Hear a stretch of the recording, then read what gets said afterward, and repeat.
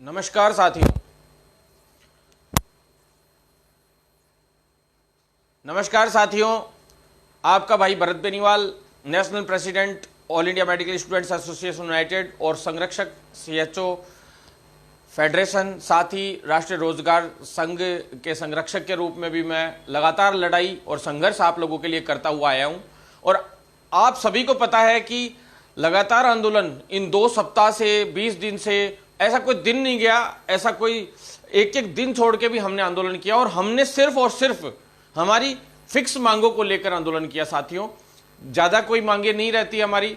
मांगे तो क्या है, हमारा अधिकार है, वो मांगे नहीं है, वो मांग नहीं रहे हम सरकार से, अधिकार है वो, हमारा हक है और वो हम लेकर रहेंगे।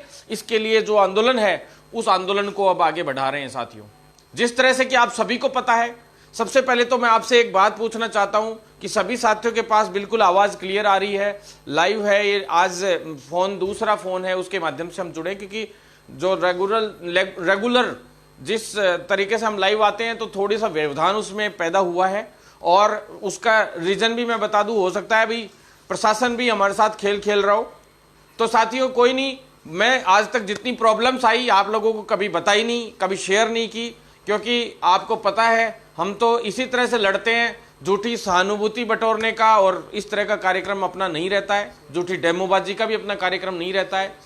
ज्यादा से ज्यादा इस वीडियो को शेयर जरूर करें साथियों, क्योंकि एक बड़ा आंदोलन राजस्थान सरकार के सामने तैयार हो चुका है। और आपको पता है कि 16 जिलों में 17 जिलों में हमारा क्रांति मार्च पहले हो चुका है और क्रांति मार्च का आगाज इस बार हमने आगे जो किया है वो साइकिल यात्रा के माध्यम से युवा क्रांति मार्च को हमने आगे बढ़ाया है। और जो सत्याग्रह आंदोलन हुआ था, आप सभी को पता है, तो गांधी जयंती के हिसाब से कल हम 11:15 बजे जो गांधी जी की मूर्ति गांधी सर्किल पे, वहां से इसकी शुरुआत करेंगे। उससे पहले मैं काफी युवाओं से सुबह मिलूंगा और अलग अलग जगह पे जयपुर में हम लोग राउंड अप करेंगे और साइकिल से ही करेंगे। साथियों, हमारा कल सुबह 11:15 बजे से गांधी सर्किल से शुरुआत होगी वैसे तो कार्यक्रम की, और साथ ही जितने भी साथी लोग हैं उनसे मिलूंगा और क्रमवार तरीके से पूरे दिल्ली तक आपके पास रोड चार्ट, रोड मैप डाल दिया जाएगा। साथियों, रोड मैप में आप सभी को बता दूं,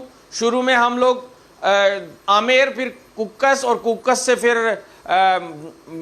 मनोहरपुर और चंदवाजी, और चंदवाजी से फिर शाहपुरा, शाहपुरा से पावटा, पावटा से कोटपुतली, कोटपुतली से बहरोड, फिर आप नीमराना, नीमराना से फिर नीमराना के बाद दारुएड़ा, मानेसर और गुड़गांवा और फिर दिल्ली। इन सभी जगहों पे हम लोग पहुंचेंगे साथियों और इधर से विरोध प्रदर्शन करते हुए जाएंगे। जगह जगह पे हमारी धरना स्थली रहेंगी, कई साथियों का वहां पे जुड़ाव रहेगा और सरकार के खिलाफ हम लोग प्रचार करेंगे अगर सरकार ने हमारी मांगों पे ध्यान नहीं दिया तो।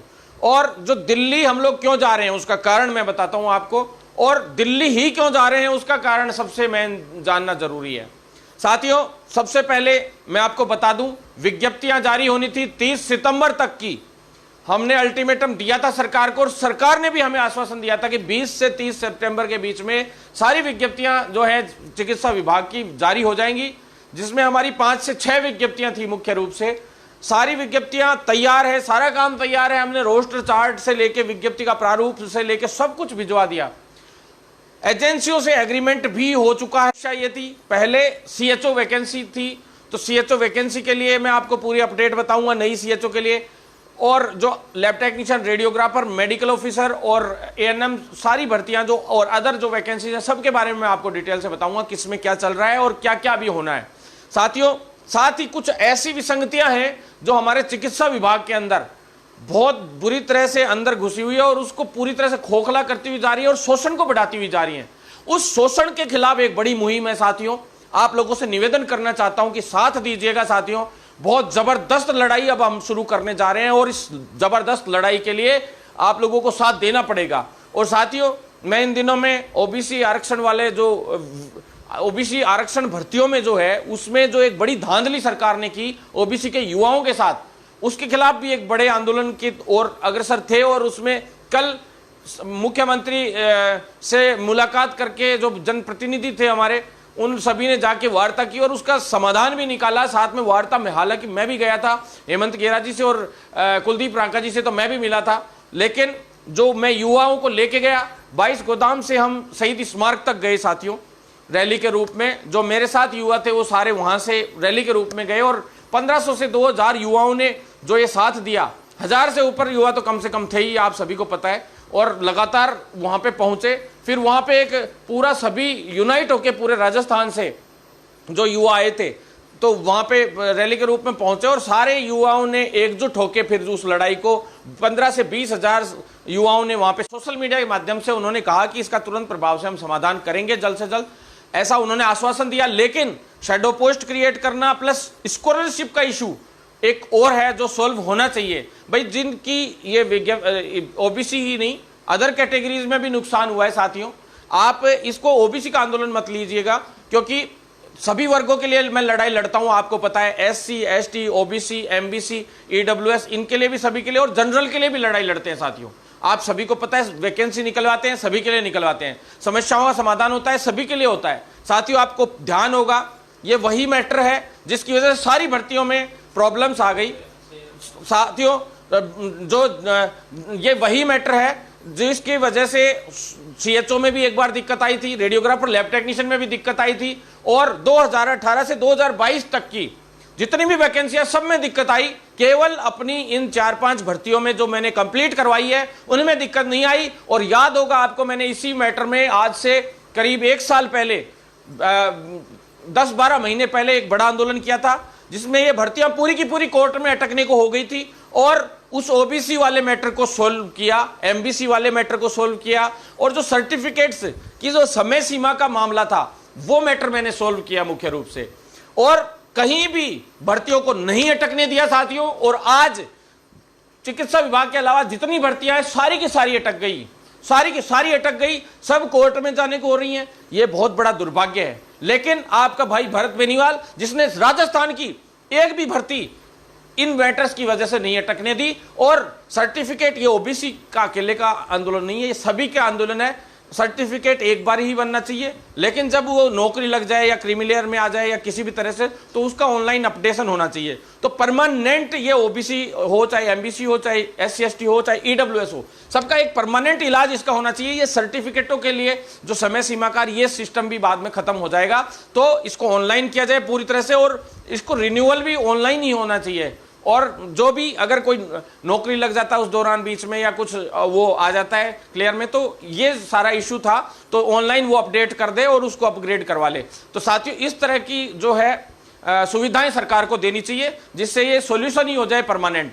दूसरा, मैंने फास्ट ट्रैक न्यायालय भी मैं चाहता हूं कि एक अलग से फास्ट ट्रैक न्यायालय हो कि भर्तियों जितनी भी कोर्ट में जाती है, चाहे वो आरक्षण के मामले में जाती हो, चाहे डिलीटेड क्वेश्चंस की वजह से जाती हो, किसी और रीजन से जाती हो, सारी की सारी सॉल्यूशन एक न्यायालय अलग से भर्तियों के लिए होना चाहिए। ये मांग अभी तक किसी ने नहीं की, सिर्फ मैं ही इसमें लगा हुआ हूं। फर्जीवाड़े के खिलाफ कानून के लिए भी सबसे बड़ा अभियान अपन ने चलाया था उस वक्त, और जो अपन ने जो मांग रखी थी वो पूरी नहीं हो पाई, उसमें सरकार ने कुछ हद तक बेवकूफ बनाया। साथियों वीडियो को शेयर ज्यादा से ज्यादा करें, ये मैंने शुरू में आपको बता दिया है। ये अभी समय सीमा वाला मामला चाहे एमबीसी के साथ हो, चाहे ओबीसी के साथ हो, ईडब्ल्यूएस के साथ हो, एससी एसटी के साथ तो चलो कम आ रहा है वो इशू, लेकिन सभी के साथ आ रहा है। तो इस सभी का समाधान हमें करवाना है, और कुछ हद तक कल मुख्यमंत्री ने कर दिया, बाकी अब आगे जल्द से जल्द हम और करवाने का प्रयास कर रहे हैं सभी का, जिसमें वीडियो, पशुधन सहायक और जो ये वैकेंसी कंप्यूटर अनुदेशक, तीनों भर्तियों का कल उन्होंने आश्वासन दिया है। हरीश चौधरी जी ने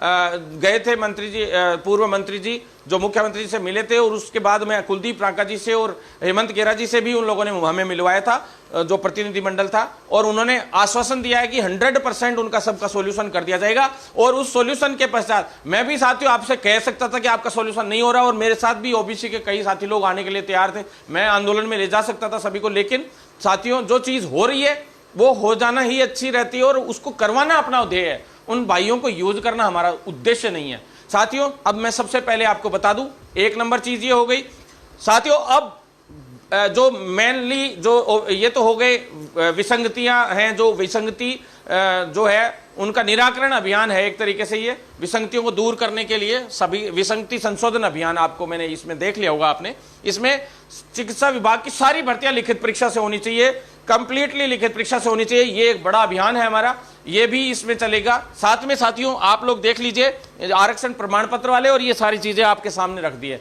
साथियों इसके साथ ही सबसे बड़ा जो इसमें मामला रख रहे हैं हम, कम्युनिटी हेल्थ ऑफिसर को परमानेंट कराने का, नियमित कराने का, क्योंकि 5 साल का बॉन्ड पेपर सरकार ने भरवाया है। अब मैं आपको बता दूं हम दिल्ली क्यों जा रहे हैं। दिल्ली जाने के एक तो रीजन ये बता दें कि भाई आला कमान, ये कहते हैं हम आला कमान जो है वो ही इनका सारा फैसला करती है। रोज बातें आती हैं, मुख्यमंत्री खेल रही है पूरी सरकार। कभी वो कहता है मुझे मुख्यमंत्री कहता है, वो कहता है मुझे मुख्यमंत्री बनना है, कोई कहता है मुझे मुख्यमंत्री बनना है, कोई कहता है इस जाति का मुख्यमंत्री होता है, कोई कहता है इस जाति का मुख्यमंत्री होना चाहिए। साथियों मैं एक बात कहना चाहता हूं, एक बात आपसे पूछना चाहता हूं, क्या मुख्यमंत्री, आज हमने विधायकों को इसलिए जिता के भेजा था कि वो इस तरह के खेल खेलें? कोविड में वो होटलों में पड़े रहे, उसके बाद जब भी हमें जरूरत पड़ी, आम जन को आवश्यकता पड़ी, हमेशा वो लोग इसी तरह से करते गए। साथियों जब भी युवाओं को केवल बेवकूफ बनाया गया, भर्तियों की घोषणाएं होती गई, लेकिन भर्तियां अभी तक कोई भी पूरी नहीं हुई है चिकित्सा विभाग के अलावा। मैं आपको बता देता हूं साथियों, जितनी भर्तियां पूरी हुई है तो वो सारी की सारी चिकित्सा विभाग की हुई है। 6 भर्तियां, उसमें भी अभी तक पेंडेंसी है। चाहे एलटी आरटी की भर्ती में एक सूची और जारी होना बाकी है, सीएचओ की एक वेटिंग जारी और होनी बाकी है, जबकि स्पोर्ट्स की सूची उसमें जारी होना बाकी है। साथियों साथ में जो ब्रिज कोर्स साथी लोग कर रहे हैं उनकी नियुक्ति होना जरूरी है अभी। साथियों उसके बाद आपको मैं बता दूं, जितने भी साथी लोग हैं जो प्रयोगशाला सहायक में वंचित रह गए थे, उनका भी अभी तक एक सूची और जारी होनी बाकी है, कोर्टों का सभी का समाधान होके। उसके अलावा साथियों आपको पता है कि ईसीजी की 5 लोगों की सूची जारी हो गई, जो हमारी लगातार सफलता थी, भागदौड़ कर रहे थे। ईसीजी की भर्ती लगभग हम कंप्लीट करवा लाए, और उन बैकलॉग के पदों को और कुछ और पहले वाले पदों को जुड़वाकर नई विज्ञप्ति भी हम उसमें जारी करवाएंगे। साथियों कम्युनिटी हेल्थ ऑफिसर की भर्ती की भी बता रहा हूं, लेकिन उससे पहले आला कमान के पास जाने का रीजन बता देता हूं। हम लोग इन सभी भर्तियों को लेके जा रहे हैं, और जब राजस्थान सरकार इनको नहीं निपटा पा रही, या आपस में ही लड़ते लड़ते नहीं थक रहे, तो जब इनका मैटर आला कमान निपटा रहा है, तो मुझे भी लगता है, ऐसा लगता है कि भी हमारे मैटर्स को भी आला कमान ही निपटाएगा। हम वहां दिल्ली जा रहे हैं, जयपुर से दिल्ली जा रहा हूं मैं, और साथियों मैं साइकिल यात्रा लेके जा रहा हूं, और सरकार को आगाह करने जा रहे हैं। बाकायदा वहां पे ज्ञापन दिया जाएगा। पूरे इंडिया की जो कांग्रेस है, उनको जो लीड करने वाले लोग हैं, चाहे वो वेणुगोपाल जी हो, चाहे तारिक अनवर जी हो, चाहे अदर जो महासचिव जितने भी हैं जो डील करते हैं, मुकुल वासनिक जी हो, चाहे ऊपर प्रियंका गांधी, राहुल गांधी, सोनिया गांधी, इनमें से जो भी लोग, हम लोग उन सभी से मिलने का प्रयास करेंगे और अपनी बात को रखने का काम करेंगे, ताकि वो निर्देशित करें राज्य सरकार को, राजस्थान सरकार को, कि भी ये मुख्यमंत्री जो चल रहा है वो तो ठीक है, लेकिन ये भी नहीं चलना चाहिए। प्लस जो है एक तय होना चाहिए, व्यक्ति जो भी है एक स्टैंड होना चाहिए आप लोगों का। दूसरा, जो मुख्य रूप से युवा जिन चीजों की वजह से तंग है, उन प्रॉब्लम्स का सॉल्यूशन होना बहुत आवश्यक है। तो साथियों ज्यादा से ज्यादा वीडियो शेयर करें, ताकि अब ये आंदोलन जो है, इसको आप वीडियो जितने भी आगे आए आप लोगों के पास, आंदोलन जो हो उसको ज्यादा से ज्यादा आप शेयर कीजिएगा साथियों। क्योंकि मेरे चिकित्सा महकमे को बदलने के लिए मैंने जो कसम खाई थी, उसमें केवल 3 से 3.5 महीने बचे हैं साथियों, और मैं इस 3 महीने में इस सिस्टम को पूरे को बदल के रख दूंगा, चाहे इसके लिए मुझे कुछ भी करना पड़े। अभी हम लोग जा रहे हैं दिल्ली, तो दिल्ली के बाद हम लोगों का कूच आगे, अगर ये समाधान नहीं करते हैं तो अगले जो ये अब अक्टूबर है पूरा, इसमें अंत से पहले एक बड़ी सभा राजस्थान में रखी जाएगी, और हम तभी उठेंगे, आगे धरना हमारा रेगुलर चलेगा, तभी उठेंगे जब हमारी समस्याओं का समाधान कर दिया जाएगा साथियों। ये हमने तय कर लिया है, और नई विज्ञप्तियां जो है वो सारी की सारी जारी होनी चाहिए।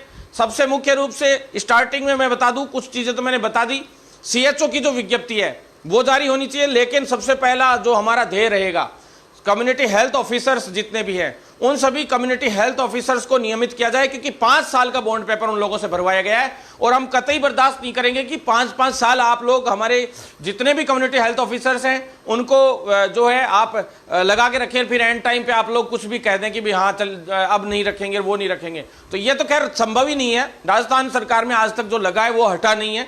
लेकिन क्योंकि 3-4-6 महीने कोई लगा हो, 8 महीने लगा हो, उस 1 साल से पहले किसी को हटा दिया हो तो बात अलग होती है।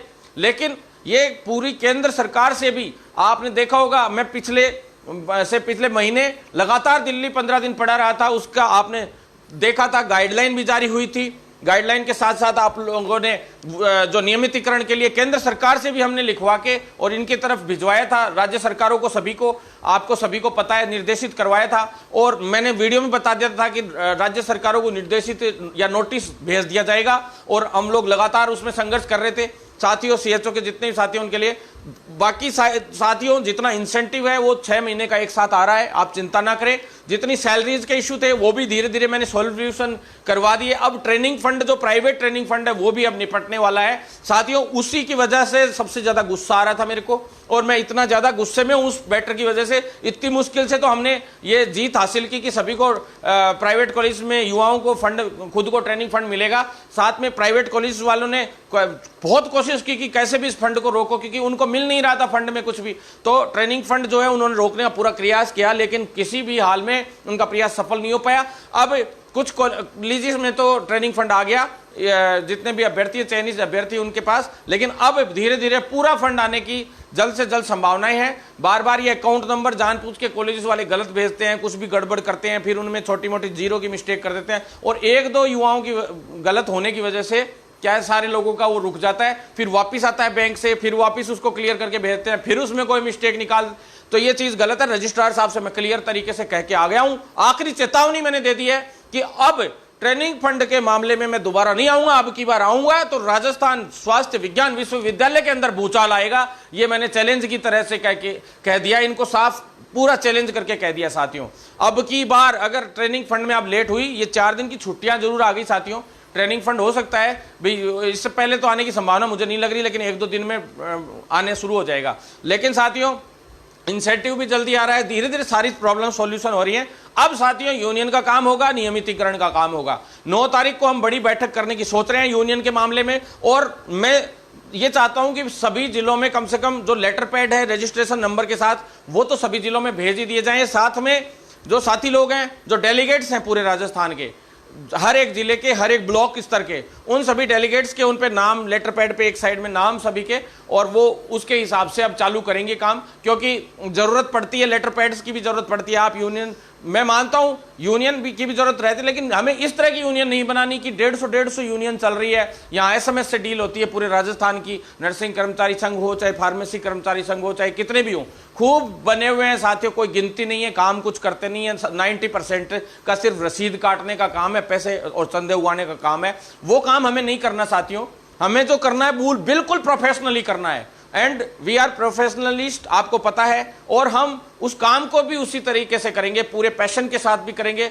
और पूरी ईमानदारी के साथ भी करेंगे। तो साथियों, मैं, आप चिंता मत करो, मैं आपसे ज्यादा चिंतित हूं इस मामले में कि हर एक ब्लॉक स्तर पे एक मजबूत विंग बने, मजबूत, आप लोगों का अध्यक्ष भी आप लोग ही चुनेंगे, सारा काम आप लोग करेंगे। मैं आपका बड़ा भाई संरक्षक के रूप में, क्योंकि मैंने गोद लिया मेरे पूरे सीएचओ को, तो मैं उनके लिए रोज बोलता हूं। कई लोग कहते हैं आप तो केवल सीएचओ के लिए बोलते हो, साथियों वो मेरा खुद का कैडर है। हम लेके आए उस कैडर को 15-16 से मेहनत करके, और हम उसको पूरे सिस्टम में पूरी तरह से जब तक इंप्लीमेंट नहीं कर देंगे, यानी परमानेंट नहीं करवा देंगे, जब तक मैं उन साथियों को हमेशा ही गोद रहेंगे, तो पूरे आजीवन जब तक मैं जिंदा हूं। लेकिन जब तक परमानेंट नहीं कर दूंगा तब तक मैं चैन से नहीं बैठूंगा साथियों। अब इसके लिए भी हम दिल्ली जा रहे हैं, तो आला कमान से कहेंगे कि इनको परमानेंट के लिए आप राज्य सरकार को निर्देशित कीजिए, क्योंकि केंद्र सरकार ने तो निर्देशित कर दिया कि राज्य सरकार अपने बेस पे परमानेंट कर सकती है। तो इस मामले में अलग अलग जो जितने भी स्टेट्स हैं, जिनके सारे डॉक्यूमेंट्स हमने इकट्ठे कर लिए हैं, वो भी हम ले जाकर आला कमान तक पहुंचाएंगे। इनकी आला कमान जो है, क्योंकि हर बात ये आला कमान से ही पूछ रहे हैं आजकल, तो वो आला कमान से हम भी मिलकर देखते हैं कि वो क्या समाधान करते हैं और क्या नहीं करते हैं, और नहीं करते हैं तो हमें करवाना आता है साथियों। हमारा नियम है, पहले आवेदन, फिर निवेदन और फिर दे दनादन। और आपको पता है कि भरत बेनीवाल जो चीज ठान लेता है वो करके छोड़ता है। साथियों, जितने भी सीएचओ साथी हैं, अगर लाइक करते हैं भाई को तो शेयर जरूर करना वीडियो, ताकि हर एक साथी तक ये बात पहुंचे और हमारा जो आंदोलन है नियमितीकरण का, उसको भी मजबूत किया जा सके। साथियों, इसके अलावा जो दूसरी चीज मैं बता दूं, इसके अंदर जो सीएचओ की वेटिंग है वो भी जल्दी निकलवाएंगे। सेकंड वेटिंग, एक वेटिंग आ गई और दूसरी भी निकलवाने की तैयारी कर ली है। और वेटिंग में भी मैंने उन सभी साथियों को बता दिया था, मैंने अलग से वीडियो भी डाला था। आरयूएचएस का भी डाटा जैसे ही छुट्टियां खत्म होंगी इसके बाद तुरंत जो है मनोज कुमार शर्मा जी भेज देंगे वहां से, और रजिस्ट्रार साहब से भी हमने बात कर ली, वो भिजवा दिया जाएगा 3 दिन के अंदर अंदर छुट्टियां खत्म होते ही। तो साथियों जल्दी उसका समाधान होगा। उसके अलावा साथियों जितने भी सीएचओ की नई वैकेंसी आनी है जैसे, तो उसकी बता देता हूं। विज्ञप्तियां हैं, विज्ञप्ति जारी करो अभियान आप लोगों ने चला रखा है साथियों। उस विज्ञप्ति जारी करो अभियान के तहत हमने जितने भी प्रतिनिधि हैं उनसे भी मुलाकात की है,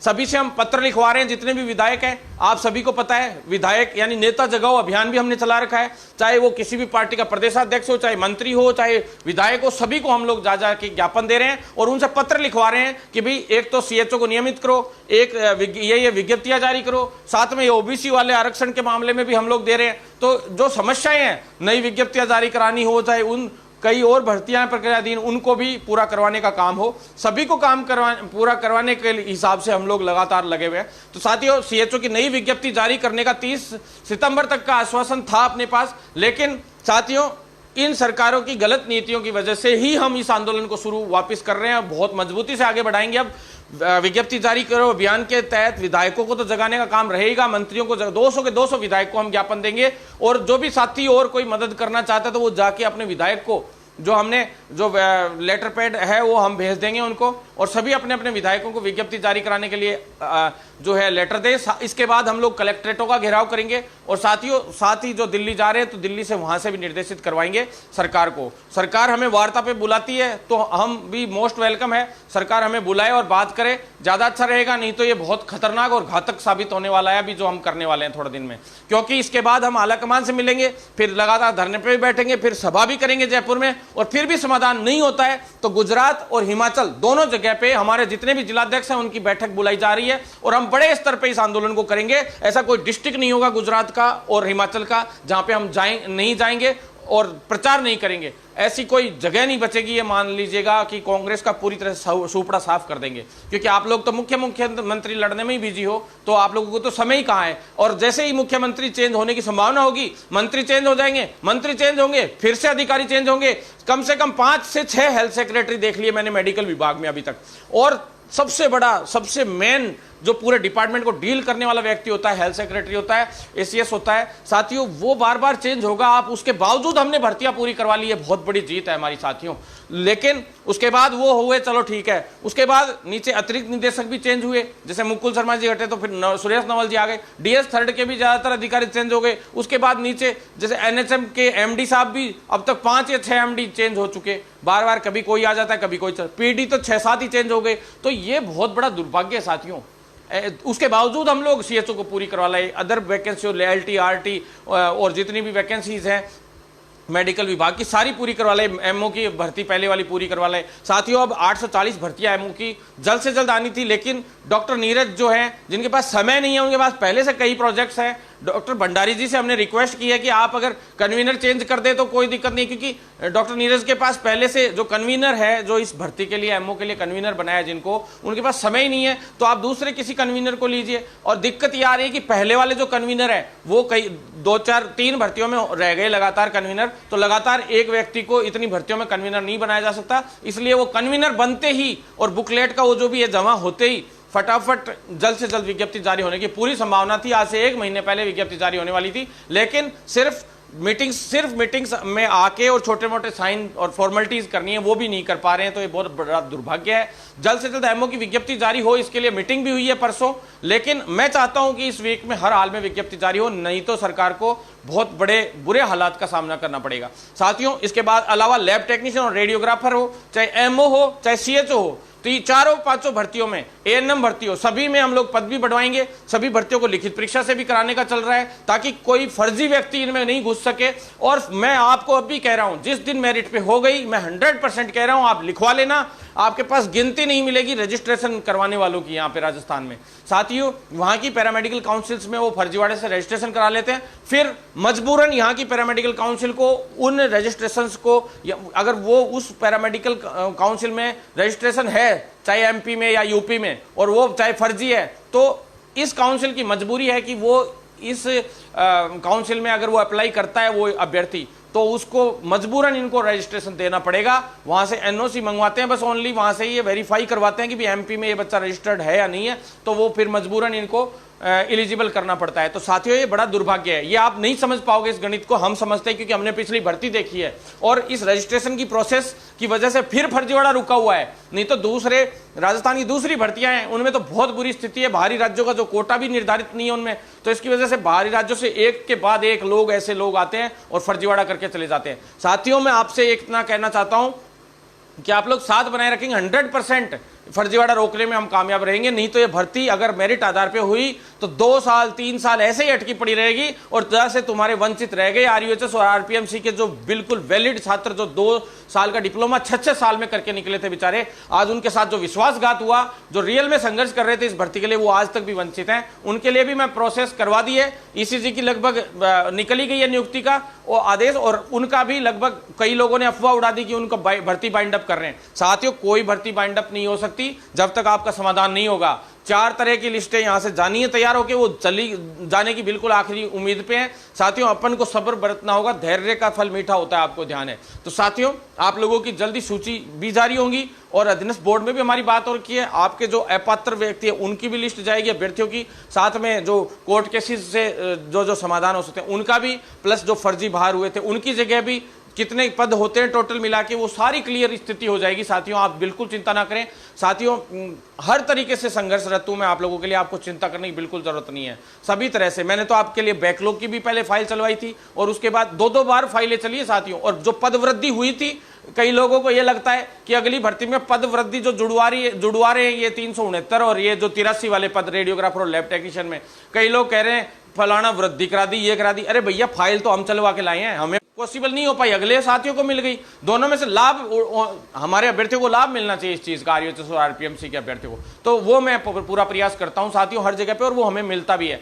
साथियों उसके अलावा जो एलटी आरटी और ईसीजी में कोई भी वैलिड अभ्यर्थी है और वो वंचित रह गया था, तो उस अभ्यर्थी को भी न्याय दिलवाने का हम काम करेंगे। साथियों अब मैं बता दूं आपको, सीएचओ की जो नई विज्ञप्ति है वो 30 सितंबर तक की इन्होंने आश्वासन दिया था, लेकिन नहीं हो पाई। उसकी वजह से हम लोग अब चढ़ाई कर रहे हैं इन पे। राइसेम से भी बात लगभग कंप्लीट हो गई है, लेकिन एक बड़ी छोटी सी दिक्कत ये आई थी कि भाई फॉर्म फीस कितनी रखनी है। अब राइसेम ने जो फॉर्म फीस थी उसका क्राइटेरिया इनको बता दिया कि भी हम लोग इतनी इतनी फॉर्म फीस लेंगे एक बच्चे की, क्योंकि राइसेम एक एजेंसी है और वो भी आगे इस एक एजेंसी को देती है पूरा काम। तो राइसेम एक इंस्टीट्यूट है एक तरीके से, तो वो भी आगे देती है पूरा का पूरा एजेंसी को काम। तो ये एजेंसियों में टेंडरिंग होती है कि भाई कितने रुपए लेगी एजेंसी उस भर्ती को फॉर्म फिल करवाना, भर्ती प्रक्रिया पूरी करवाना, डीवी करवाना, सारे कामों के हिसाब से ये लोग पूरा का पूरा काम करते हैं और उस काम के ये एक पैसे लेते हैं।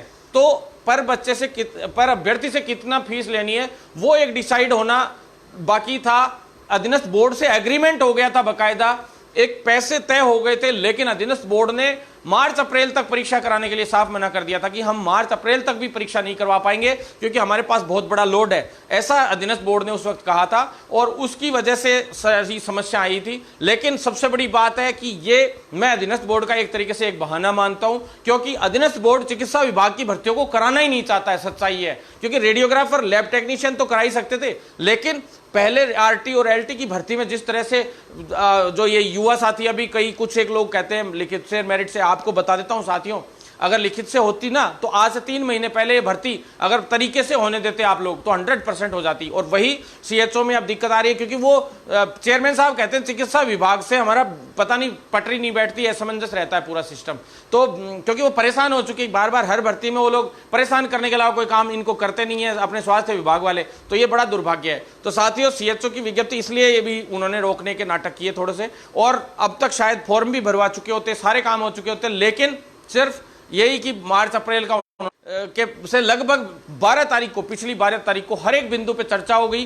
वो वित्त वाला मैंने बता दिया, वित्त विभाग में फाइल गई है सिर्फ इसीलिए कि वो फॉर्म फीस डिसाइड होने के हिसाब से कि भी पर बच्चे से कितनी फॉर्म फीस लेनी है, क्योंकि राइसेम अपनी फीस रखता है, अधीनस्थ बोर्ड की अलग अपने हिसाब से फीस चार्ज होती है, क्योंकि हर एजेंसी कोई कितने में करवाना चाहती है एग्जाम कि भी हम तो इतना पैसा लेंगे एग्जाम करवाने का इस हिसाब से, तो वो अलग अलग रहता है साथियों। तो वो चीजें बस इश्यूज क्लियर होने बाकी है, बाकी लगभग चीजें क्लियर होने में अंतिम पड़ाव पे है साथियों। साथियों, और जो विज्ञप्तियां हैं वो मैं बता दूं, नर्सिंग ऑफिसर और फार्मासिस्ट भर्ती की एक बड़ी सूचना मैं आपको दे देता हूं। जो मैंने एक लेटर डाला था वो साथियों एक विधानसभा में हमने क्वेश्चन लगवाया था, उस क्वेश्चन का एक तरीके से जवाब था वो मुख्य रूप से, और उस जवाब में इन्होंने लिखित परीक्षा का लगातार ये लोग आश्वासन दे रहे थे, लेकिन उसको अचानक से कुछ कर्मचारी संगठन और कुछ जो संविदाकर्मी भाई हैं उन्होंने इतना जबरदस्त दबाव बना रखा है कि हम जहां जा रहे हैं वहां वो हमारा पीछा भी कर रहे हैं, सब तरीके से हम लोगों को फॉलो अप भी कर रहे हैं, और वो लोग ये चाह रहे हैं कि कैसे भी ये भर्ती मेरिट से हो जाए। कोई नहीं साथियों, वो अपना संघर्ष कर रहे हैं, हम अपना संघर्ष कर रहे हैं। साथियों, हम चाहते हैं इस भर्ती को लिखित परीक्षा से कराया जाए ताकि फ्रेशर युवाओं को मौका मिल सके।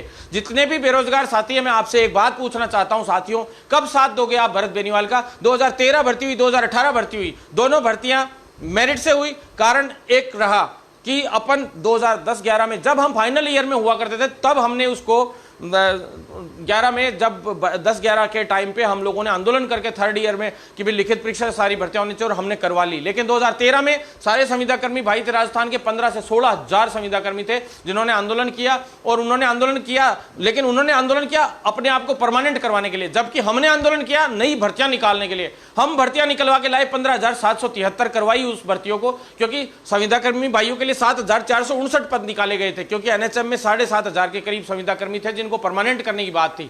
उसके अलावा जो पद सर्जित करवाए वो हमने अपने आंदोलन से करवाए और फ्रेशर्स ने, और उस वक्त उन दोनों पदों को मर्ज कर दिया गया, और एक बड़ा दुर्भाग्य हुआ कि वो मेरिट से करवा दी गई। तो फ्रेशर बच्चे लगे, लेकिन गिने चुने 1,000-1,500 बच्चे लगे। अब उसके बाद 2018 भर्ती में आ जाते हैं। सरकार ने आश्वासन दिया कि ये भर्ती हम मेरिट से कर रहे हैं, इसके बाद हम कोई नहीं करेंगे। 2018 में भी ऐसा ही हुआ सेम।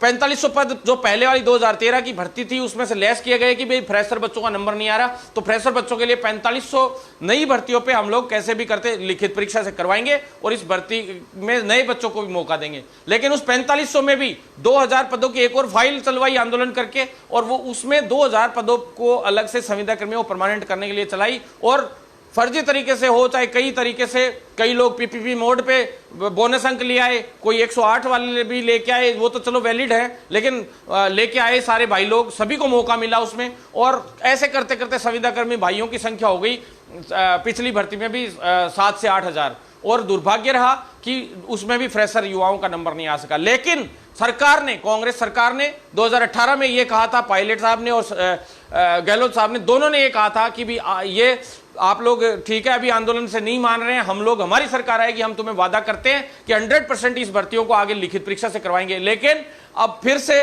वही रगड़ा, वही राग, और ये संविदा प्रथा इसीलिए मैं बंद करना चाहता हूं। एकमात्र भरत बेनीवाल है जो राजस्थान में संविदा कर्मियों की भर्ती के खिलाफ रहता है कि संविदा कर्मी भर्ती नहीं होनी चाहिए।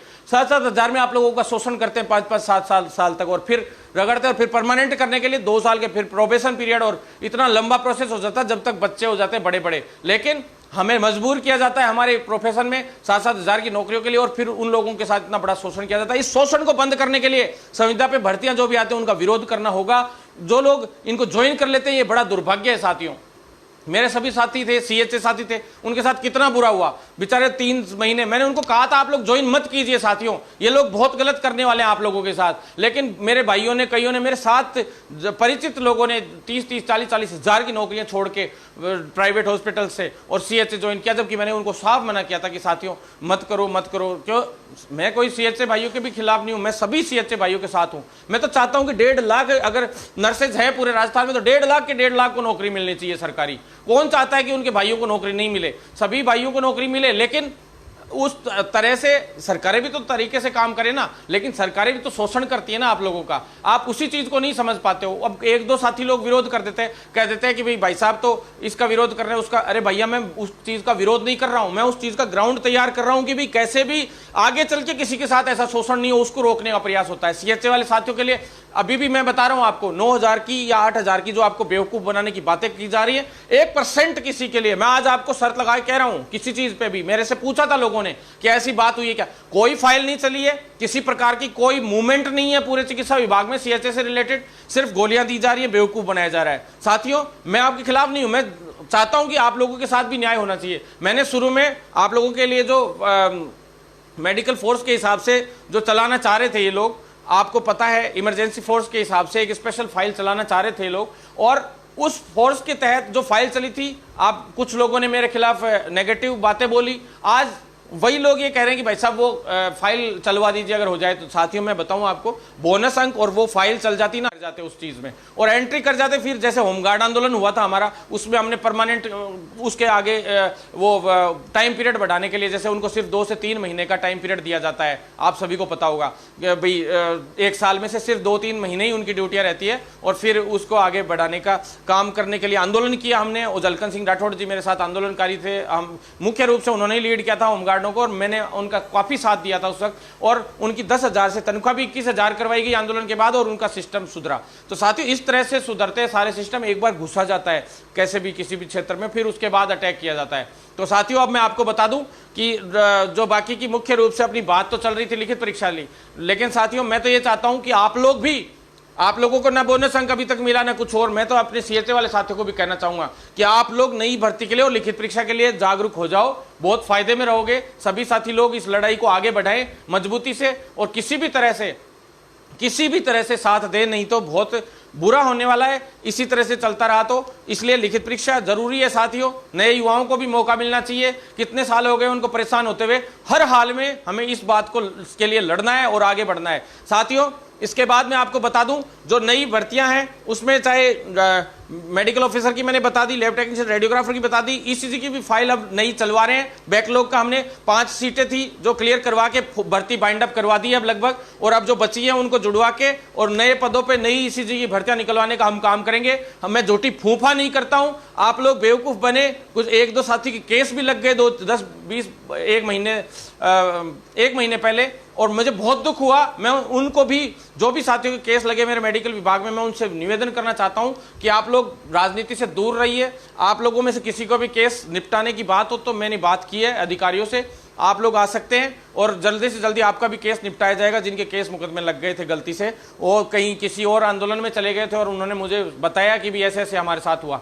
तो साथियों आप लोग राजनीति के शिकार उस वक्त हो गए थे, आप चिंता ना करें, बिल्कुल भी आप टेंशन ना लें साथियों। इसके अलावा मैं आपको बता दूं नेक्स्ट चीज कि जितनी भी भर्तियां इसमें नर्सिंग ऑफिसर और फार्मासिस्ट की जो भर्ती है, लिखित परीक्षा से जल्द विज्ञप्ति जारी हो, लेकिन लिखित परीक्षा से करवाने का हमारा प्रयास है। इसको अभी भी लगे हुए हैं और डर यही है कि भी मेरिट से कराने के लिए सरकार ऊपर से दबाव बना रही है अधिकारियों पे, और मेरिट से अगर सरकार ने दबाव बनाया तो आपको पता है 100% मेरिट के चांस हो जाएंगे, और काफी हद तक चांस हो भी गए हैं। शिफू को फाइल भी भेजने की बात हुई थी अभी, लेकिन शिफू ने पूरी तरह से इसको यस नहीं किया है साथियों। जब तक पूरी तरह से इनकी सहमति नहीं बन जाएगी, एग्रीमेंट नहीं हो जाएगा पूरी तरह से, तो ये नहीं मान सकते कि ये भर्ती मेरिट पे होगी। अभी हमारे पास मौका है साथियों, हम मेहनत कर लेंगे तो लिखित परीक्षा से होने की संभावना है, और इसमें पद भी तभी बढ़वाएंगे अब जब हम लोग 100% हम लोगों को शॉर्टी हो जाएगी लिखित परीक्षा से। मैं चाहता तो इसकी भर्तियों के 5,000 पद करवा चुका होता अब तक साथियों, आपको पता है हर भर्ती में मैंने पद बढ़वाए आंदोलन करके, लेकिन सिर्फ इसी वजह से अभी तक पद नहीं बढ़वाए क्योंकि अब जैसे फार्मासिस्ट वाले साथी हैं उनके साथियों के लिए, जैसे अब 2 फाइलें चली हुई थी साथियों, मैं आपको बता दूं 2 फाइलें चली हुई हैं, दूसरी फाइल भी लगभग क्लियर होकर आ चुकी है, लेकिन साथियों किसी भी हाल में हमारी लिखित परीक्षा से भर्ती हो इसके लिए हम प्रयासरत हैं। हम बकायदा उस पॉइंट में लिखा हुआ है कि कोर्ट के न्यायालय के अधीन भी हो सकता है सारा काम, आप सभी ने देख लिया होगा पूरा उसको लाइन को पढ़ा होगा। आप सरकार को खुद को पता है कि इस बार अगर मेरिट बेस पे भर्ती होती है तो 100% इस पे स्टे आएगा। और मैं आज आपको क्लियर बात बता रहा हूं, जो साथी जो एनएचएम वाले मेरे भाई है वो सोच रहे हैं कि भी इस भर्ती में हम लोग परमानेंट हो जाएंगे या कुछ और, साथियों 1250 ही पद रहेंगे, इसमें वृद्धि होने की अभी संभावनाएं बहुत कम है, लेकिन क्योंकि अभी तक पूरी फाइल क्लियर नहीं हुई है। कुछ लोग सोच रहे 3250 हो जाएगी, जो मैंने बोली थी उस वक्त कि 3250 हो सकती है, लेकिन वो संख्या बाद में बढ़ जाएगी, कई लोगों को ये लग रहा है। लेकिन आपको बता दूं मेरिट आधार पर अगर भर्ती होती है, परीक्षा होती तो इसमें पदवृद्धि हो सकती थी अगर विज्ञप्ति जारी हो गई तो, क्योंकि परीक्षा तक आराम से हो सकता है, लेकिन इस भर्ती में अगर एक भी सूची जारी हो गई तो उसके बाद पदवृद्धि वैसे ही नहीं हो सकती। और मेरिट पे होती है तो ये स्पीडली कराने की कोशिश करेंगे, उल्टा सीधा करने की कोशिश करेंगे। और उससे पहले ये लिखित परीक्षा का जो पहले जारी हुआ है पूरा, हमने जो डीओपी से जारी करवाया था उसके चक्कर में 100% इन दोनों भर्तियों पर कोर्ट स्टे आएगा, नर्सिंग ऑफिसर हो चाहे फार्मासिस्ट हो। मैं आपको क्लियर बता देता हूं, ये भर्तियां सरकार खुद अटकाना चाह रही है, सरकार नहीं कराना चाहती इन भर्तियों को, सीधी बात मेरी यही है। और फार्मासिस्ट तो शायद सरकार लगाना ही नहीं चाहती, सच्चाई ये है मैं बता दूं आपको, क्योंकि आप लोगों की विज्ञप्ति रद्द करके फिर मेरिट से कराना, पूरा गेम खेलना, एक बार की मेरिट फिर लिखित से, ये सब तुम नहीं समझ पा रहे हो, मैं समझता हूं क्योंकि मैंने लगातार भर्तियां देखी है इतने सालों से, मैं रोज देखते हुए आ रहा हूं सरकार का क्या गेम प्लान चल रहा है हमें पता है साथियों, किसी को नहीं लगने देंगे। लेकिन सच्चाई ये है कि लिखित परीक्षा से आज भर्तियां होती तो बोनस अंक आपको 30 मिल रहे थे, जितने भी नर्सिंग ऑफिसर वाले और जो फार्मेसी वाले साथी हैं उनको बोनस अंक 30 मिल रहे थे, और 30-40 नंबर लाना आपके लिए मुश्किल काम नहीं था। 40 नंबर में श्योर सिलेक्शन हो रहा था साथियों आपको। और जो व्यक्ति 40 नंबर नहीं ला सकता, मुझे नहीं लगता कि उसको नर्सिंग ऑफिसर या फार्मासिस्ट बनने की आवश्यकता है इस राजस्थान के अंदर। यानी उसको कुछ नहीं आता, बिल्कुल बेड़ा गर्क है उस व्यक्ति का। और ऐसा व्यक्ति मेरे हिसाब से तो उसको ये पद से खुद इस्तीफा दे देनी चाहिए, क्योंकि वो किसी की क्या रक्षा करेगा जब वो खुद 40 नंबर नहीं ला सके, तो वो किसी की क्या रक्षा करेगा यार। और दिखता सबको ये लगता है कि इससे शोषण नहीं, बोले हम परमानेंट, साथियों परमानेंट सभी होंगे, 100% होंगे, लेकिन 40 नंबर लाने की क्षमता भी नहीं है, तो फिर अब मैं क्या कह सकता हूं साथियों। इसके अलावा 100% हम लिखित परीक्षा के लिए पूरी ताकत झोंक देंगे। और साथियों अब आ जाइए जो जितने भी कैडर्स हैं उन कैडर्स के निर्माण के लिए, चाहे वो डायलिसिस हो टेक्नीशियन हो, चाहे ओटी टेक्नीशियन हो, ब्लड बैंक टेक्नीशियन हो, कैथ लैब वाले हो, नेत्र सहायक वाले हो, सभी साथियों के लिए, चाहे वो कैडर हो, प्रमोशन का भी सारा सिस्टम हो, सारा का सारा अभी से हम लोग तैयार कराने में सक्षम हुए हैं। काफी स्पीडली फाइलें चली हैं, आपको पता है 9 कैडर्स की तो फाइल चल चुकी है। और अभी डॉक्टर पृथ्वी जी से हमारी मुलाकात हुई थी, उस दिन आंदोलन हुआ था, घेराव हुआ था, तब उच्च अधिकारियों से हमारी वार्ता कराई गई थी, सभी ने जाके और सबके सामने सारी बात हुई है सारे कैडर्स के बारे में। साथियों बिल्कुल चिंता ना करें, 100% हमारा काम होगा, बस राजनीति से बचें। आप लोगों में, पैरामेडिकल वालों में, और सबसे बड़ी प्रॉब्लम मेडिकल फील्ड में यही है कि कर्मचारी नेता कई बार आप लोगों को डील करते हैं, और उन नेताओं ने आज तक संविदा पे भर्ती रोकने के खिलाफ एक कदम नहीं उठाया, उन्होंने सिर्फ पर्चियां काटी और फिर उन संविदा कर्मियों का शोषण करते हैं ये कर्मचारी नेता। कैसे शोषण करते हैं कि संविदा वाले लोग हैं, इनको बढ़िया तो काम में लेते हैं हॉस्पिटल में संविदा पे लगे हुए लोगों को, क्यों? क्योंकि पता है कि भाई ये स्थायी स्टाफ है और वो संविदा वाला है, तो स्थायी स्टाफ में से कई लोग तो नेतागिरी करते हैं, और वो नेतागिरी वाले लोग उन संविदा वालों को यूज करते हैं और उनसे काम करवाते हैं पूरा का पूरा। लेकिन कुछ लोगों को तो शोषण की आदत पड़ चुकी है, और वो चीज जब तक बंद नहीं होगी तब तक ये सिस्टम नहीं सुधरेगा साथियों। मैं चिकित्सा विभाग को पूरे को सुधार के छोड़ूंगा, ये मैंने कसम खाई है, और मैं इसके लिए कुछ भी किसी भी हद तक जाने के लिए तैयार हूं साथियों। ये जो डर रहा है, मैं ये नहीं कहता भी संविदा पे लगे हुए भाई परमानेंट नहीं होने चाहिए, भाइयों परमानेंट होने चाहिए, लेकिन उसका एक अलग तरीका हमने सरकार को सुझाया है। उसके बावजूद अगर आप हमेशा ही बेचारे इन बेरोजगार युवाओं का हक मार के और इस तरह से करोगे, ये चीज कितनी गलत है साथियों। अब मैं आपको डेली ये जितने भी कैडर्स हैं, इन सभी कैडर्स पे जल्द से जल्द विज्ञप्ति जारी कराने के लिए, और जो आंकड़ा है सरकार ने मांग लिया है, मैं आपको बता देता हूं, रिक्त पदों का क्लियर बता देता हूं। राजमेश जो है चिकित्सा शिक्षा और चिकित्सा स्वास्थ्य जब तक अलग नहीं होंगे तब तक ये भर्तियों का डाटा क्लियर नहीं हो पाएगा ढंग से। लेकिन अब चिकित्सा शिक्षा और स्वास्थ्य दोनों विभागों को अलग करते हुए चिकित्सा शिक्षा के अंडर में सारी मेडिकल कॉलेजेस आती है, और उन मेडिकल कॉलेजेस में सब में हॉस्पिटल्स हैं, उन हॉस्पिटल्स में ही ये वैकेंसीज आनी है सारी की सारी, और उन हॉस्पिटल्स में सभी में वैकेंसियां निकलवाने के लिए चाहे ये सारे कैडर ले लो पैरामेडिकल के, या फार्मेसी के ले लो, या नर्सिंग ट्यूटर्स की जितनी भी कॉलेजेस है, नर्सिंग कॉलेजेस हो, चाहे मेडिकल कॉलेजेस हो, चाहे फार्मेसी कॉलेज हो, सब राजमेश के अंडर में आजकल आने लग गई हैं, कुछ एक गवर्नमेंट कॉलेज को छोड़ के। और जितनी भी कॉलेज है इनमें नर्सिंग ट्यूटर हो, प्रिंसिपल हो, वाइस प्रिंसिपल हो, एसोसिएट प्रोफेसर हो, प्रोफेसर हो, सभी की भर्तियों के लिए लगातार हम लोग संघर्ष रहता है। जल्द ही इन भर्तियों को निकलवाने का काम किया जाएगा। नर्सिंग ट्यूटर और इन सभी के भर्तियों का लगभग वित्तीय स्वीकृति का काम हो गया है। एक लेटर भी आया है जिसमें 50% डीपीसी और 50% नई पदों का सृजन, नए पदों पे भर्ती की जाएगी, ऐसा आया है। लेकिन ये लेटर बहुत पहले से हो रहा है, कई बार आ चुके हैं ऐसे लेटर, लेकिन इन लेटर्स का कोई तुक नहीं है जब तक भर्ती नहीं निकले, क्योंकि फिर 309 भर्तियां हैं, उनमें से फिर आधी कर देंगे, 150 कर दी, मान लो 150 डीपीसी पे दे दी, 150 पे भर्तियां निकाल दी, 150 पे भर्तियां निकाल दी। भर्तियां नहीं निकालेंगे, ये 150 रख लेंगे, फिर 50 एक पद और सर्जित होंगे, वो इसमें जुड़ेंगे, फिर इसमें दोबारा लेटर आ जाएगा, 50-50 होंगी, इसमें से भी उसमें से भी 100 ले गए, 100 पे भर्ती निकाल दो। ये इस तरीके की बातें चलेंगी। ऐसे करते करते 50 ही बचेंगी, लास्ट में कुछ भी भर्ती नहीं बचेंगी। इसलिए आप लोग साथ दें, जितने भी कॉलेजेस में नर्सिंग ट्यूटर्स हैं, चाहे प्रोफेसर हैं, असिस्टेंट जितने भी नर्सिंग कॉलेजेस में लगे हुए हैं, प्राइवेट कॉलेजेस में, उनको भी मैं निवेदन करना चाहता हूं कि आप लोग साथ दें, जिससे ये सिस्टम सुधर सके और हम professor, assistant professor, principal, vice principal और नर्सिंग ट्यूटर सभी की भर्तियां निकलवा सकें। साथियों, इसके अलावा और निकालने के अंतिम छोर पे हम वित्तीय स्वीकृति भी लिया है, सारे काम हो चुके। सरकार सिर्फ इस चीज का वेट कर रही है। मुझे पता है कि भी सरकार ये दिखाना चाहती है कि हमने इतनी भर्तियां करवाई और सही समय पे भर्तियां करवाएंगे, ऐसा सरकार को लगता है। और सरकार उस बढ़ाई को लेने के चक्कर में लेकिन बर्बाद हो जाएगी, क्योंकि अभी मुख्यमंत्री भी ऊपर नीचे हो रहे हैं। कभी कोई चेंज हो गया तो लेने के देने पड़ जाएंगे साथियों, और फिर आंदोलनों का भी तुक नहीं रहेगा। जब तक नया मुख्यमंत्री आएगा उसको सारी चीजें समझानी पड़ेंगी, नए मंत्री आएंगे उनको समझाना पड़ेगा। तो साथियों, बड़ी बड़ी बातें करते हैं मंत्री मुख्यमंत्री, वो अपनी बातों पे रह जाए तो बहुत बड़ी बात है। अपन लोगों को रखना आता है, अगर नहीं रहते हैं तो। साथियों, अब मैं आपको बता दूं, वीडियो ज्यादा से ज्यादा शेयर कीजिएगा, जिससे आप लोगों की सारी बातें सभी युवाओं तक पहुंच सके, पूरे मेडिकल छात्रों तक पहुंच सके, और दूसरे जितने भी कैडर्स हैं, जितने भी मेरे बेरोजगार साथी है पूरे राजस्थान के, पूरे जो बेरोजगार साथी मुझसे जुड़े हैं, उन तक ये बातें पहुंच सकें। साथियों, इसके अलावा डेंटल डॉक्टर्स की वैकेंसी, डेंटल टेक्नीशियन की भर्ती, तो डेंटल डॉक्टर्स की मैं आज आपको क्लियर बता देता हूं। 200 के करीब वैकेंसी हम लोग निकलवाने का काम करेंगे।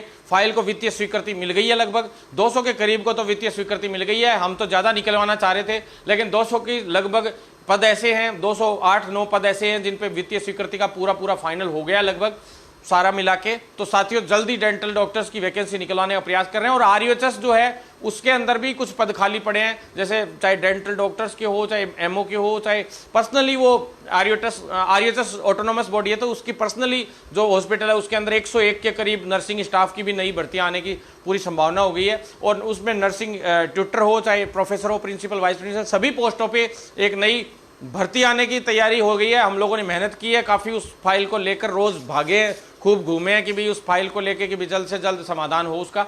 और वीसी साहब ने आश्वासन दिया है कि इस 1 महीने में आरयूएचएस के अंदर भी भर्तियां निकाली जाएगी। तो साथियों, अब मैं आपको बता दूं, कुछ एक वैकेंसी संविदा पे हैं जिन पे पे स्केल बहुत कम है, चाहे वो नर्सिंग ऑफिसर की हो, चाहे फार्मासिस्ट की हो, चाहे मैनेजमेंट कोटे की हो, चाहे आयुर्वेद डॉक्टर्स की हो, चाहे किसी की भी हो एनएचएम के अंडर में। लेकिन उनकी सैलरी पे स्केल बहुत कम होने की वजह से हमने उसमें चाह रहे हैं कि हम उसमें पे स्केल बढ़ के आए, नहीं तो फिर वो सिफू कराने की बात चल रही है कि सिफू कराएगा उन भर्तियों को लिखित परीक्षा से, सारी भर्तियों को। तो साथियों, आप लोग साथ बनाए रखेंगे, 100% हम लोग जीतेंगे। और साथियों, जितनी भी साथ अलग से जो वैकेंसीज हैं, उन सभी साथियों के लिए लगातार हमारा संघर्ष चलता ही रहता है। दूसरे साथियों का भी मैं खूब साथ देता हूं, तो उन साथियों से भी निवेदन करना चाहता हूं कि मेरे इस अभियान में और मेरे इस पूरे सिस्टम को बदलने के, जिस सिस्टम से मैं हूं, मैं चाहता हूं मैं उसको बदल कर छोड़ूं। जो इंसान अपने जिस सिस्टम में रहता है उस सिस्टम को ही नहीं बदल पाएगा तो शायद मेरे हिसाब से वो लीडर बनने के लायक भी नहीं है। और वैसे भी आपको पता है कि 4 साल में कोई भर्तियां हुई नहीं। मैं तो ये नहीं मानता कि भाई, शायद कई लोग बेरोजगारों की लीडरशिप भी करते हैं, तो लीडरशिप तभी संभव अच्छी बेस्ट मानता हूं मैं तो कि भाई आपने कुछ करवाया हो। 4 साल में तो शायद मेरे हिसाब से लेवल फर्स्ट जो रेट है उसके अलावा कोई भर्ती हुई नहीं है पूरी, वो भी अटकने में आ रखी है। हाईकोर्ट ने में सुनवाई चल रही है कि उसको भी जैसे सेकंड रद्द की तो फर्स्ट रेट लेवल फर्स्ट रद्द भी होनी चाहिए। इस तरह की बातें आ रही हैं कोर्ट में। साथियों, पटवारी की एक भर्ती में मैंने इंटरफेयर किया था, आंदोलन किए थे, जो एक कंप्लीट जरूर हुई है। उसमें एक लीडर और था मेरे साथ। बाकी साथियों, लगभग हमने जो भर्तियां उठाई सारी पूरी हुई, लेकिन रणनीति के तहत किया हमने काम, ग्राउंड लेवल पे किया, उसी की बदौलत। ऐसे माहौल बनाने में रहते तो शायद आज सरकारों का विरोध ही करते रहते, खुलेआम विरोध भी करते हैं, विरोध करने की जगह पे करते हैं, लेकिन झूठा फर्जी डेमोबाजी करते रहते तो शायद आज वो भर्तियां भी इसी तरह से अटकी पड़ी रहती, मेडिकल वाली भी। मैं मेरा डेमो बना लेता, मैं मेरे फॉलोअर्स बढ़ा लेता, मैं मेरी नेतागिरी चमका लेता, लेकिन ऐसा कभी मैंने नहीं किया। साथियों, मुझे जब लीडरशिप करनी होगी, खुलेआम राजनीति करनी होगी, उस दिन मैं खुलेआम आऊंगा। और इस सिस्टम में आना भी जरूरी है, क्योंकि साथियों, इस सिस्टम में जब तक स्वयं नहीं आएंगे शायद इन आंदोलनों से ये सिस्टम नहीं बदलने वाले। ये तो आपको भी पता है साथियों, क्योंकि इन आंदोलनों से लिमिटेड आप कुछ करवा सकते हो, लेकिन आपके हाथ में अगर कलम होगी तो आप 100% सब कुछ बदल पाओगे। साथियों, हमने आईएएस की भी तैयारी का प्रयास किया था, लेकिन आईएएस की तैयारी सिर्फ इसीलिए छोड़ी मैंने क्योंकि मुझे पता चल गया था कि ब्यूरोक्रेसी भी पूरी ऊपर लीडरशिप और नेतागिरी के राजनीतिक लोगों के द्वारा ही संचालित की जाती है। इसलिए साथियों, आप लोग साथ बनाए रखें, 100% आप लोगों के लिए लड़ेंगे और इसी तरह से आगे बढ़ेंगे। साथियों, वीडियो शेयर जरूर करें, जिससे जो आंदोलन है इसको मजबूत किया जा सके। कल हम लोग निकल रहे हैं, जो है यहाँ से मैं साइकिल लेके निकलूंगा 11:15 बजे गांधी सर्किल से जयपुर, और सभी साथियों से मिलते हुए, और सारी जगह आपको मैंने बता दी है। सारे के सारे साथी लोग जो सत्याग्रह अपना आंदोलन है, इस सत्याग्रह आंदोलन का, युवा सत्याग्रह आंदोलन, इसका साथ दें। क्रांति मार्च में जो लोग बीच में मिलेंगे सभी से मिलते हुए मैं आगे निकलूंगा। साथियों, साथ ही इसी के साथ ही मैं आपको ये कहना चाहूंगा, ज़्यादा से ज़्यादा वीडियो को शेयर करें, और ट्विटर हो चाहे फेसबुक हो चाहे यूट्यूब हो, तीनों जगह पे मुझे फॉलो जरूर करें, जिससे मैं और मजबूत हो सकूं और आप लोग भी मजबूत हो सको। हम लोग यूनाइट रहेंगे तो 100% जीतेंगे साथियों। और कुछ लगभग चीजें मैंने आपको बता दी हैं। एक सबसे बड़ी चीज बता देता हूं मैं, फिजियोथेरेपी और ऑक्यूपेशनल थेरेपी वाले साथी हैं, उनकी अभी तक काउंसिल नहीं बन पाई है साथियों, और उसके लिए हम प्रयासरत भी हैं। उसकी फाइल भी चल गई थी, वो अंतिम पड़ाव में है। वो जल्द से जल्द फाइल पूरी कंप्लीट करके फिजियोथेरेपी और ऑक्यूपेशनल थेरेपी के पदों पे बहुत कम भर्तियां आती हैं। ऑक्यूपेशनल थेरेपी की भी कुछ गिने चुने पदों पे आई थी, लेकिन और भर्तियां हम निकलवाने का प्रयास कर रहे हैं। प्राकृतिक चिकित्सालयों में भी अब भर्तियां करवाने की प्रयास कर रहे हैं। और आखिरी में भर्ती आपको बता दूं साथियों, आयुर्वेद वाले साथी हैं, आयुर्वेद डॉक्टर्स हो चाहे आयुर्वेद नर्सेज हो, दोनों के लिए बहुत कम भर्तियां आ रही हैं। वो भर्तियां निकलवाने के लिए, वो विज्ञप्तियां जारी करवाने के लिए हम लोग लगातार प्रयासरत हैं। सुभाष गर्ग जी से मैं दोबारा मिला था, लेकिन थोड़े नकटे मंत्री हैं ये लोग, तो इन नकटे मंत्रियों का जो है हालत हमने पहले भी सुधारी और अब आगे भी सुधारेंगे। मंत्रियों को पता है हम लोगों का जो आंदोलन है वो इस तरह का खतरनाक रहता है, वो सभी पता है। बेवजह की डेमोबाजी नहीं रहती। जिस दिन इलाज बिठाता हूं मंत्रियों का सॉलिड बिठाता हूं, और 4-4 मंत्रियों से पहले वालों से पूछ लेना जिनके अब तक पढ़ चुके हैं उल्टे सीधे, तो आप लोग थोड़ा सा ध्यान से साथ दें, जिससे हम लोग आगे मजबूती से बढ़ सकें। जल्दी आयुर्वेद वाले डॉक्टर्स के लिए और नर्सेज के लिए भी भर्ती निकलवाने का काम हम लोग करेंगे साथियों। धन्यवाद। जितने साथी लोग हैं जो दूसरी भर्तियों से जुड़े हुए हैं, उनके लिए भी मैं अलग से वीडियो और लाइव कर दूंगा साथियों। ये चिकित्सा विभाग के लिए मुख्य रूप से आज लाइव था, क्योंकि ये अभियान मुख्य रूप से चिकित्सा विभाग सुधारो अभियान है। इसमें जितनी विसंगतियां उनको सुधारेंगे, और सबसे मेन मुद्दा प्राइवेट कॉलेजेस, जो प्राइवेट हॉस्पिटल्स हैं, उनमें सभी में 26,500 रुपए जो न्यूनतम पे स्केल होनी चाहिए, ये एक बड़ी विसंगति है। वेतन विसंगति कम से कम होनी चाहिए, क्योंकि 7-7, 8-8 हजार रुपए सैलरी में उनको रखते हैं, ये बड़ा दुर्भाग्य है। और जो ट्यूटर्स हैं नर्सिंग कॉलेज में, उनको भी बहुत कम सैलरी मिलती है। तो जब तक क्लिनिकल एस्टेब्लिशमेंट एक्ट लागू नहीं होगा पूरे भारत सरकार में, 2010 में ये एक्ट आया था, जब तक ये सारे हॉस्पिटल्स ऑनलाइन नहीं होंगे, कॉलेजेस ऑनलाइन नहीं होंगे, पूरा चिकित्सा महकमा ऑनलाइन नहीं होगा, यानी एक स्टाफ ऑनलाइन नहीं होगा, तब तक हम लोग इस सिस्टम को नहीं बदल पाएंगे। इसी तरह से शोषण होता रहेगा। और लेबर एक्ट जो है उसमें भी संशोधन होना चाहिए, जिससे 26,500 रुपए जो सुप्रीम कोर्ट का केस हम लोग जीते थे आज से 5 साल पहले, वो अब तक भी लागू नहीं हो पाया। पूरे इंडिया की सबसे बड़ी स्ट्राइक हुई थी। जितने प्राइवेट हॉस्पिटल थे, दुर्लभ जी, महात्मा गांधी, एस्कॉर्ट फोर्टिस, महावीर कैंसर, महात्मा गांधी, आपको पता है मणिपाल, सारे हॉस्पिटल्स हम लोगों ने पूरी तरह से ब्लॉक कर दिए थे एक बार, और इतना बड़ा आंदोलन हुआ था। उसके पश्चात कुछ सैलरियां सभी हॉस्पिटल्स में बढ़ी थी, लेकिन हम लोग उसको पूरी तरह से नहीं बदल पाए उस वक्त। तो अब उस सिस्टम को बदलना है हमें हॉस्पिटल ब्लॉक करने से मतलब नहीं है। हमें अपना आंदोलन इतना मजबूत करना है कि उसको हम लोग 100% इस चीज को जीत कर दिखाएं, और 100% 26,000, 20,000 तो न्यूनतम सैलरी प्राइवेट हॉस्पिटल्स में होनी चाहिए, क्योंकि महंगाई इतनी बढ़ गई है, इतनी परेशानियां हैं। 110 रुपए लीटर तो पेट्रोल ही हो रखा है साथियों। तो आप लोगों से निवेदन करना चाहता हूं कि आप लोग साथ दें, तो 100% हम लोग जीतेंगे। और आज तक आपको पता है हमेशा सत्य की जीत हुई है, तो इसीलिए हमने सत्याग्रह चलाया। सत्याग्रह का मतलब आप समझते ही हो साथियों, सत्य के लिए हट, यानी सत्य के लिए जीत, या और सत्याग्रह करके हम हमेशा सत्यमेव जयते का काम करेंगे साथियों। 100 सत्यमेव जयते हुई है हमारी, और लड़ेंगे और जीतेंगे। इनकलाब जिंदाबाद। ज्यादा से